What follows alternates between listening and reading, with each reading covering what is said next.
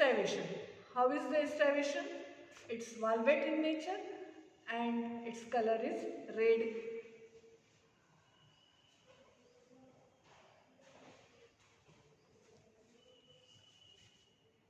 So this is about the corolla. You have to mention about its estivation finally. Then you go through the PPT which you have already given to you. Now next is androecium. Now regarding the androecium, so this is the androecium, and androecium is the red colored tube which is seen here. Everybody, they can have this type of flower. You can dissect at your home and you observe the androecium, that is the androecium is having it is united with each other and forms the red colored tube here, and these are the small tiny parts which are nothing but the filaments and the stamens which are present here. So you have to mention about it now.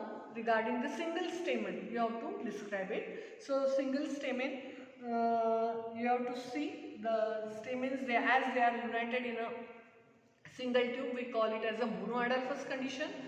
Then the staminal tube is fused, that also I have shown you. It is red in color, that also I have shown you. Anthers, they are dithecous, that we cannot see in this camera. Dithecous means you have to go again for the PPT for particular details, and you can see they are attached transversely to the filament element and they are exposed in condition. So that much you have to describe regarding the stamens in case of the hibiscus. So it is very interesting. It is very interesting in all the Malvaceae member, the androecium, they are united, they forms the staminal tube there, and they are large in number. Their number you have to mention. They are not 5 in number here. Their number is always many in case of the Malvaceae, and particularly in case of this genus Hibiscus rosa sinensis. And then next part is the gynoecium. It is important part of the. Now you have to dissect this tube, and I will go for the dissection of the androecium tube. We will tear this androecium tube for the gynoecium. So we will go for the gynoecium, and inside this staminal tube there is the presence of gynoecium. So I will dissect it and I will show you. Now you know gynoecium consists of, it is nothing but the female reproductive structure of the plant, and it consists of mainly the 3 parts, that is ovary, style and stigma. So we have to go for the, we have to see now here in this structure, you must see the ovary, style and stigma. So I have already removed this staminal tube. Most of the part of the staminal tube is removed here. Yes, and now there is presence of only the stigmas and the style and ovary. Can you see this? So this is the ovary. This part is the ovary, style, and these are the 5 stigmas which are present at the red colored 5 points which are emerging here. That is nothing but the 5 stigmas.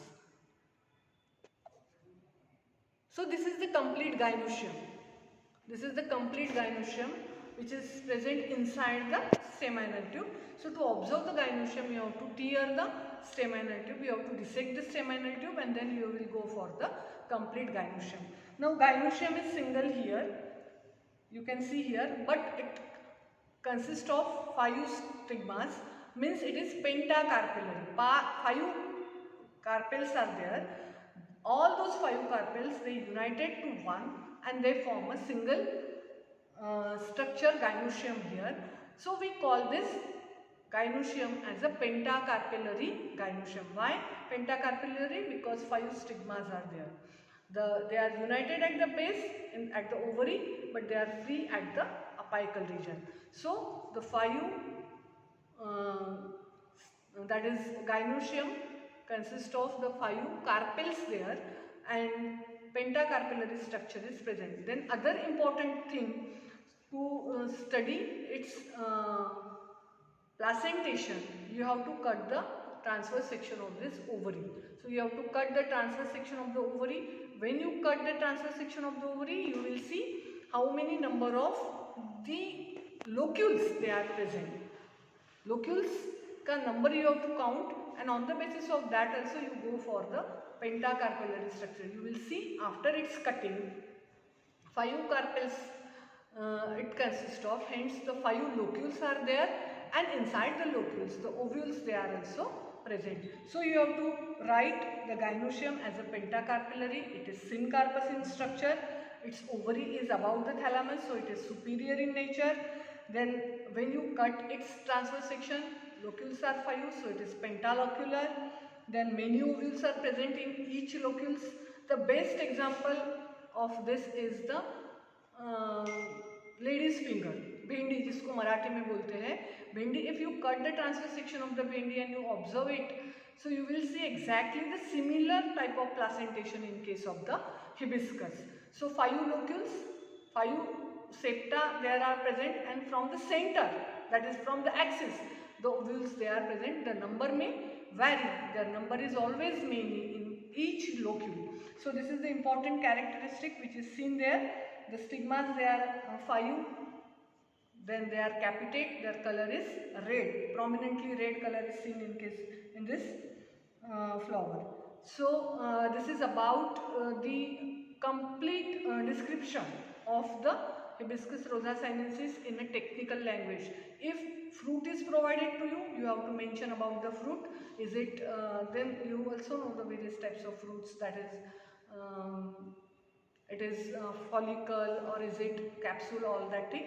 But in this case they are not provided, so write down fruit not provided, seed not provided. Then you have to go for the identification. Now the Malvaceae family comes under the angiosperms. So as the seeds they are present, so it comes under the angiosperm. Then it comes under the dicotyledons plants. Why it comes under the dicotyledons? First important character is its venation. The venation is reticulate, so it comes under the dicot. The other important characters की seed dicot का dicotyledon है, उसका taproot system है, that you don't know from this particular twig. So you have to mention on the basis of the venation, it comes under the dicotyledons plant. Then you know the petals here they are free from one another. We have mentioned the polypetalous nature, so it comes under the polypetally. Then next to the polypetally, we have to go for the series. Now we have mentioned the thalamus is present, and on the thalamus there is the presence of ovary which is superior in nature. The flower is hypogynous, hence it comes under the thalamiflory. Then thalamiflory is further divided into the various orders. So on the basis of presence of monoadelphus, मैंने बताया आपको कि सब Malvaceae में आपको staminal tube is present, and from the staminal tube number of anthers or the stamens they are coming out, they are always more in number. That is the important characteristic of the Malvaceae family that you have to mention here. And second important characteristic of Malvaceae is presence of exile placentation like that of the Bindi. Then the presence of epicalyx is the characteristic of the family Malvaceae, because the orders they are further divided into the families. So in which family we have to place this? So on the basis of the presence of epicalyx, जो छोटे छोटे green color base में दिखाए थे मैंने, those are the epicalyx structures. So presence of those epicalyx is one of the prominent character of family Malvaceae. So we can go for the family Malvaceae. Then monothecous stamens that you have not seen here, but this is one of the important characteristic of the family Malvaceae. And then epipetalous condition. The epipetalous condition means the stamens they are attached to the petals. जो staminal tube होती है, that staminal tube is totally attached to the members of the corolla, that is the petals. So that condition is called as the epipetalous condition. So that is seen in case of the Malvaceae family. So all those characters they are prominently seen here. So it comes under the family Malvaceae, and we have to go for the identification up to the family Malvaceae. Now regarding its floral diagram, you have to refer the PowerPoint presentation which we have already provided, and for other details you have to refer the PowerPoint presentation for the family Malvaceae. We have given there the genus Hibiscus rosa sinensis as a specific and particular genus which you have to study in the practicals. So in case of the angiosperm taxonomy, the practical work which you have to do is the dissection of the complete flower and the description of the complete twig which is provided to you, and we have tried our best to describe the twig of Hibiscus rosa sinensis which comes under the family Malvaceae. Finally, you have to write down the classification of the plant that comes, that is angiosperm, then dicotyledons, then polypetalae, thalamiflorae, malveolus and Malvaceae. Up to this Malvaceae you have to write, and this is completed. Then in the diagram we have already provided you all the figures of the Malvaceae family. So you have to draw the habit diagram, then LS flower diagram, then we have to draw the figure of TS ovary, and then finally the important figure is the floral diagram with the floral formula. For drawing the floral diagram and floral formula, I will explain you later how to draw the figure and how to draw the floral diagram. But we have already provided you this particular genus. So thank you.